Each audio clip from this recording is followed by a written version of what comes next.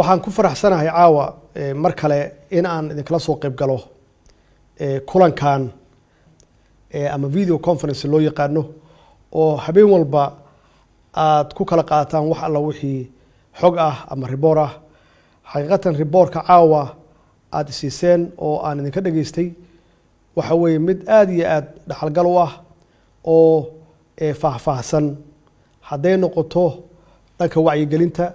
hadday noqoto dhakhaatiirta hawsha ay hayaan hadday noqoto culummada runtii hawsha ay ku dhex jiraan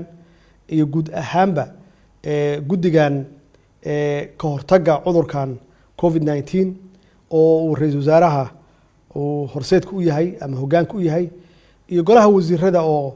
runtii qayb ka ah ay ugu horeyso wasaaradda caafimaadka aad iyo aad yaan runtii dadaalkiina weyn committed ka ah ama commitmentiga ah aan idinkaga mahadcelinayaa waxaan rabaa inaan u mahadceliyo iyadana dowladihii runtii ka soo jawaabay codsigeena ka soo jawaabay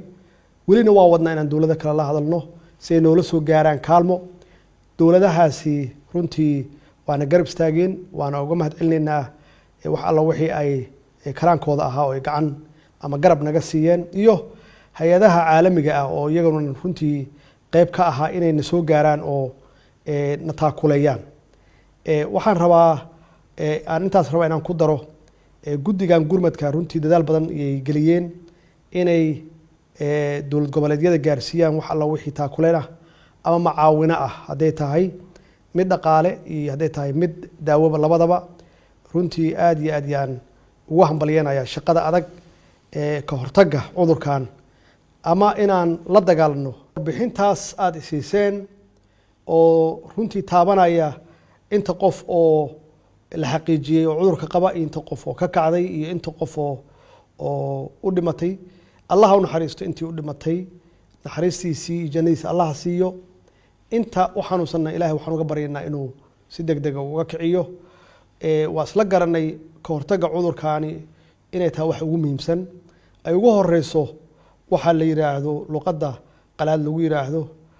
social distancing in la kala fogaado isla markaasna nadaafadda lagu dadaalo gacmaha la iska dhaqo sanka iyo afkana la iska xiro runtii intaasoo idil waa ka hortag ka dabataggiisu waa dhib badan yahay runtii waa xanuun badan yahay marka waxaan ku boorinayaa shacabkeenna meel kasta ay joogaan inay ka shaqeeyaan ama ay ku dadaalaan sidii ay uga hortagi lahaayeen cudurkan bil ramadaana ayaan ku jirnaa qof walba waxaa loo baahan yahay inuu ducaysto oo qur-aanka la badiyo oo alla bariga la badiyo si ilaahay uu cudurkan safmareenka ah dilaaga ah uu noo garmariyo insha allah waa ka guuleysanaynaa